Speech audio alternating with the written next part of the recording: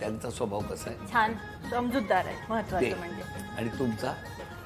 माझाही तसाच समजा. दोघांचा जर 15 वर्ष आता व्यवस्थित चालू आहे. आणि कसं असतं म्हणजे असं काय माप आहे का 15 वर्ष व्यवस्थित नाही. समजूतदारपणा? नाही. कितीही एक्सपर्ट शेफ असला तरी ज्यावेळी पातेल्यात चमच फिरवतो त्यावेळी थोडा तरी वाचतो. किती एक्सपर्ट असला तरी तर ते चालणारच.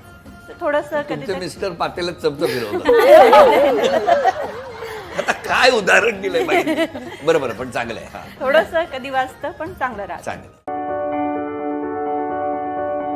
तुमच्या ग्रुपमध्ये जर स्वभाव बदलायचाच असेल आणि तो एकीनेच बदलायचा असेल तर तो कोणी बदललेला आवडेल? सीमा. सगळ्यांनी एकमुखाने सीमा असं म्हणलं. मी शांत आहे तोपर्यंत शांत आहे. चिडली काय खरं नाही. लेफ्ट. आणि मग मला घरचे म्हणतात की तुझा जन्म महाशिवरात्रीला झालेला आहे. ते बघा तिकडे लग्न महाशिवरात्रीला जमलं, इकडे महाशिवरात्री. त्यामुळे तू शांत आहे तोपर्यंत शांत आहे. जर चिडली तर तांडव करते. आई आपल्या मर्जीने या घरातनं बाहेर गेली आहे. आता येईल पण तिच्या स्वतःच्याच मर्जीने.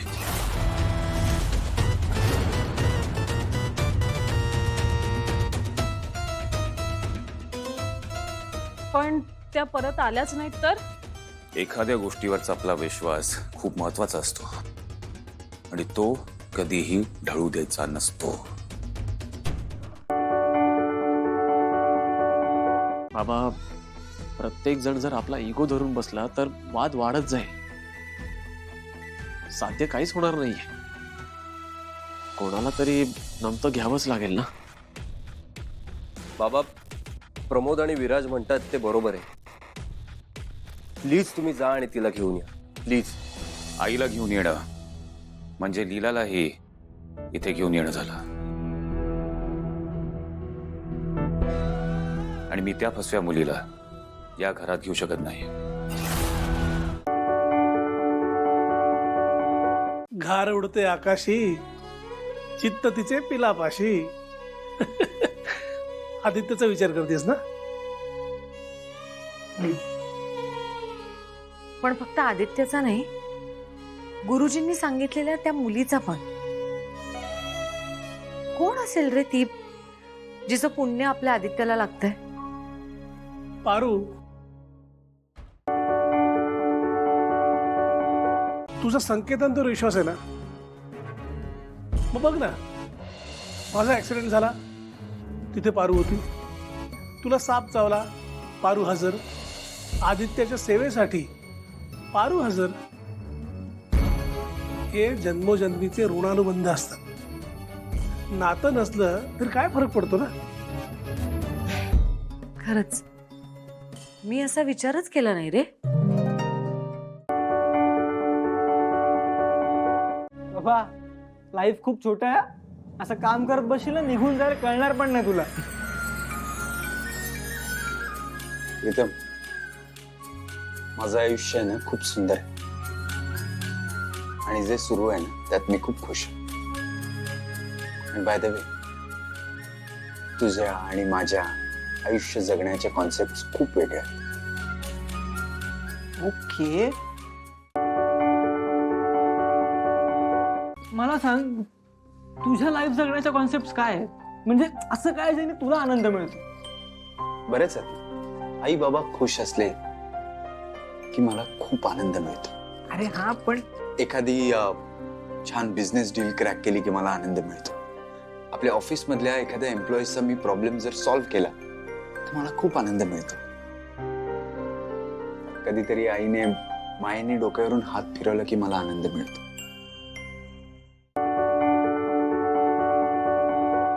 प्रेम इतकं हलकं साधं सुद्धा नसतं यार.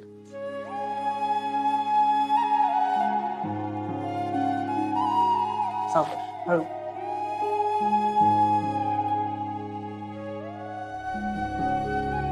प्रेम प्रेम खूप सुंदर असतं यार. आणि आणि हे कितीही फिल्मी साऊंड होत असलं ना तरी प्रेम हे आयुष्यात एकदाच होतं. बरं झालं तू आलीस. मी वाटच बघत होते तुझी. म्हणजे तू आली नसतीस तर मीच आले असते तुला भेटायला. सॉरी, सगळं आवरण्यात थोडा वेळ गेला. थँक्यू. थँक्यू तू मला समजून घेतलंस. म्हणजे माझ्या मनाची अवस्था तुला कळली. माझ्या हातून असं काय गुन्हा झालाय? नाही नाही, तू काही नाही केलंयस. तुझ्या हातून काहीच घडलेलं नाहीये. जे काही केलंय ना ते तुझ्या शरीरात असलेल्या विरोचक नावाच्या राक्षसाने केलंय.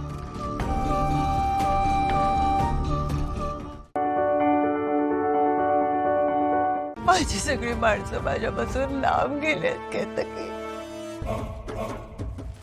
मला नाही सहन होते. हे बघ तू आधी शांत हो, हं? आणि तू जे काही करशील ना त्याच्यात मी तुझ्या सोबत असेल. तू नको काळजी कर. मी निघते आता. भाऊजी येतील ना, तू रडू नकोस. आलेच. मी तुम्हाला विचारत नाही, सांगते.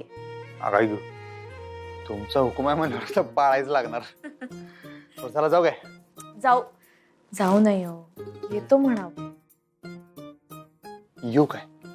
या. हो खरंच येऊ? या या.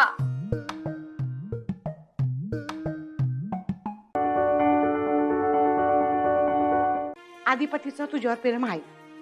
आता तुझं बी त्याच्यावर प्रेम आहे. एक काम करायचं, म्हातारा होईस तोपर्यंत सांगत राहायचं तुमचं एकमेकांवर किती प्रेम आहे ते. म्हणजे नातं कसं एकदम नवं नवं राहतंय बघा. कवाच शिळ होत नाही बघ. हे खरं आहे तुमचं.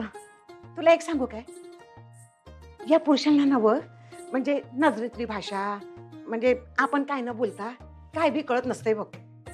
समजा कसं इस्कटून इस्कटून सांगायला लागतंय. हे खरं आहे तुमचं. हो, अधिपती ज्यांच्यावर आपलं प्रेम असतं त्यांच्यासाठी काही केलं तर तो त्रास नसतो, उलट आनंद असतो. आणि मला वाटलं मी आले. तुम्ही काय म्हणता ते? भाऊ बोलला, जिल्हा हल्ला, हार्ड. तुमचं तोंडून असलं गोड वाटतं की नाही मास्तरीन बाई? मी असं बोलायला लागलं की नुसतं गुदगुले येतात बघा अंगाला. का? तुमच्या तोंडून असलं काय काही सवय नाही ना, म्हणताना पण भारी वाटत.